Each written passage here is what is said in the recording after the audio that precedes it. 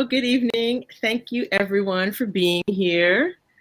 Welcome back to Enough. I'm Maya, and hopefully you guys can hear and see Angela. We've had some technical difficulties tonight. Yes, so you can see me because I can't really see you. I guess I'm still having technical difficulties, but if you're not, then hopefully others aren't. I see a blue screen, so. Well, I see you, and you look great. Okay, well, good. I hope I do. So, thanks for all the people who sat through that, and we are back now. I just wanted to it's been a while, so I wanted to ask you, Maya, how did you celebrate Juneteenth? Wow, it's only a week ago, but it feels like a month ago. That's what happens when you reach a particular age.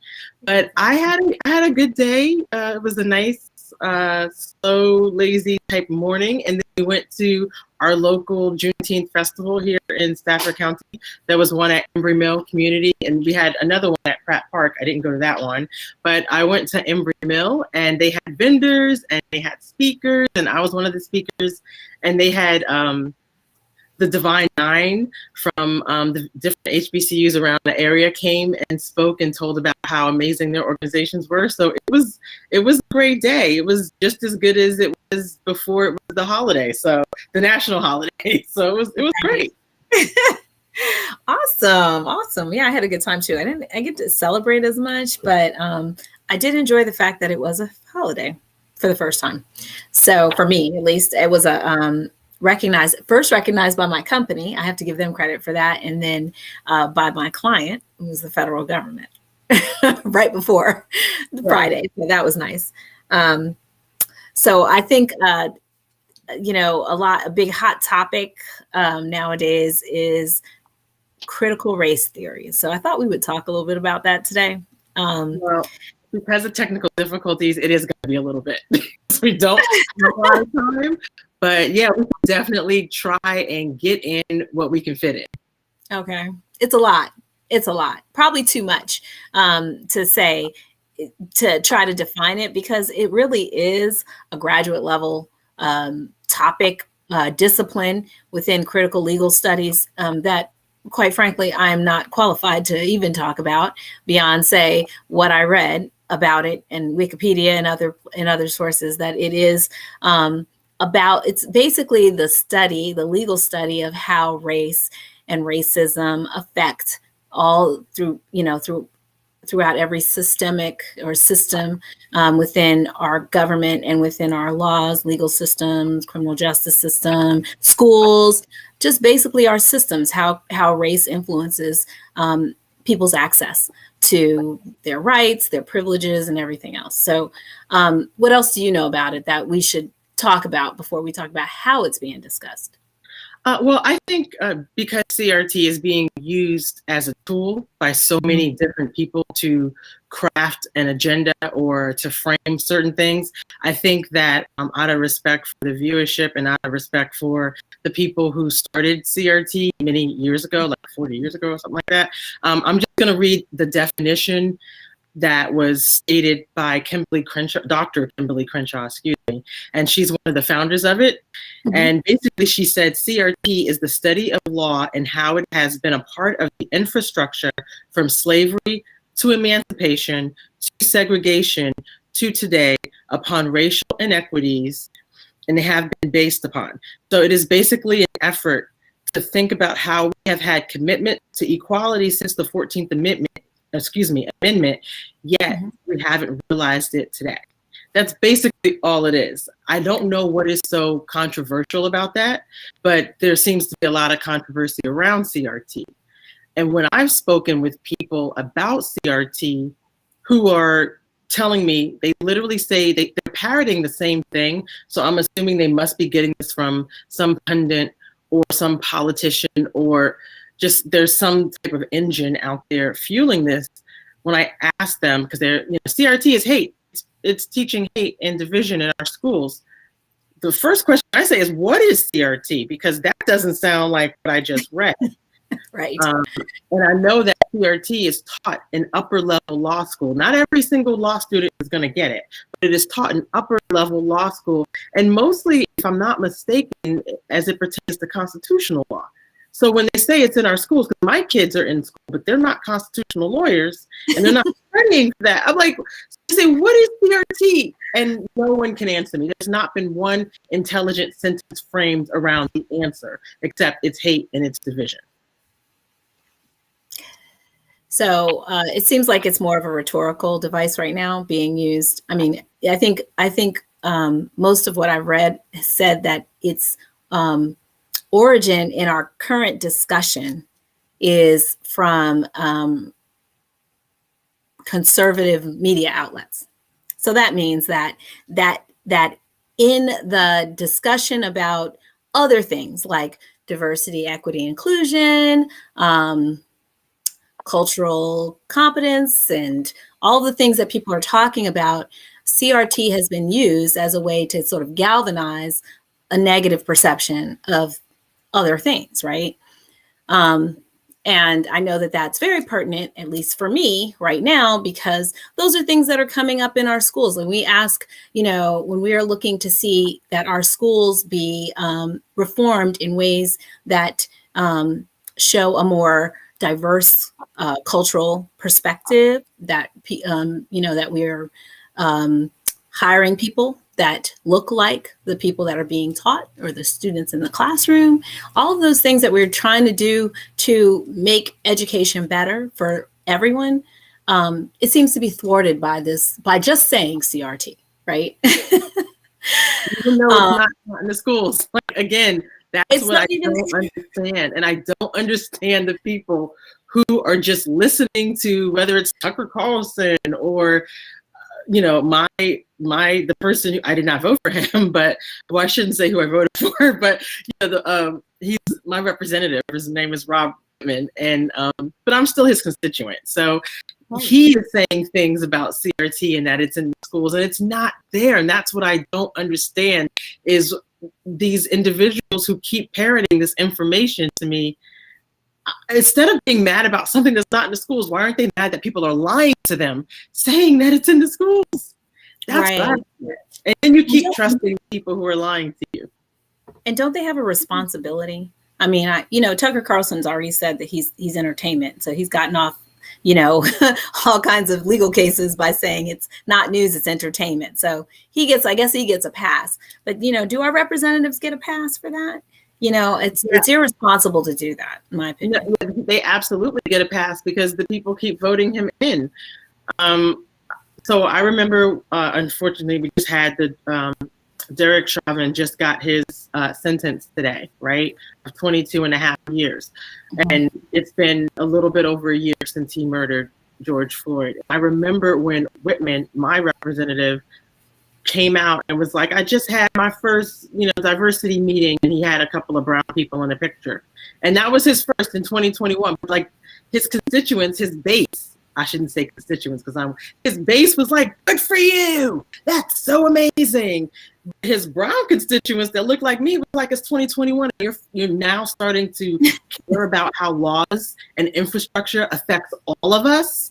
So yes, they do get a pass because the base of these individuals do not care about how life is affected by everyone. They care about maybe what's just affecting them. Yes. So that seems to be it. I agree. So okay, he's getting a pass from his constituents who want to find a way out of having that kind of discussion, right? That's my opinion. They don't want to talk about diversity beyond the superficial things like coming out. Yeah, it's uncomfortable, right? Yes. It's uncomfortable. So how do we? So my question always is like, how do I not get mired in other people's ignorance? And like if they choose to be ignorant, if they are willfully ignorant, how do I get past that? How do I move around it? How do I move through it? I don't know. What do you think? I just keep it moving and try to ignore stuff. So I'm running for school board in my local area, Stafford County. So I'm trying to represent the acquired district. So I'm speaking to people that I hadn't met before, or people maybe that I would not normally speak with. And so the CRT issue keeps getting brought up to me. That's why, like, my opinions are not just based off of like three tweets I read. It's like people messaging me, calling me, or talking to me face to face. I just keep trying to explain to them, well, first ask, what is CRT? And then, how can you be so anti something that you don't even know what it is? And then once I explain to them it's not in schools, yes, it is. You just don't know, or whatever. Then I ask them, show me the policy, or, what class is it being taught in? Or what teacher, what school? Like, I ask for just any nugget of factual data that might exist, but it's never found. They don't have it. So it's incredibly hard to disprove that unicorns don't exist. Right? Do you know what I mean? Like, that is it. It's hard to prove innocence. Or, when someone is claiming something and it's a lie, it's hard to prove that that's a lie, that's not. And it is. So I admire your persistence. And as a constituent, as someone who is not running for school board, who is a parent, who, wants to actively engage in these conversations to make sure that the truth be told, right? Ahead of the lies, louder than the lies that are told. What can we do to make sure that these, that your race and other races that might be happening or coming up locally don't get caught up in this conversation, this rhetoric that really is beside the point and not, counterproductive, basically? That's really hard. And that's going to be for every person who's running to make their own decision. At first, my response was, I'm not going to talk about CRT. It's not in the schools. I'm not going to talk about something that doesn't exist. It's a waste of my time. But when you're in my face with it, it's really hard to just say that and a person not take that personally and like I'm just crediting them or I'm being disrespectful to them. You understand what I'm saying? It's really absolutely. You and I are in some of the same social media groups that are focused on just being a parent in Stafford and and that group is focused on like the schools, the school system, the students. And, you have many people saying the same thing over and over. It's in the schools, it's in the schools, it's in the schools, or it's coming, it's coming, it's coming. Or they're even now going to other websites for our state, Virginia's Board of Education, and they're finding things and then like, oh, the word equity, that's CRT.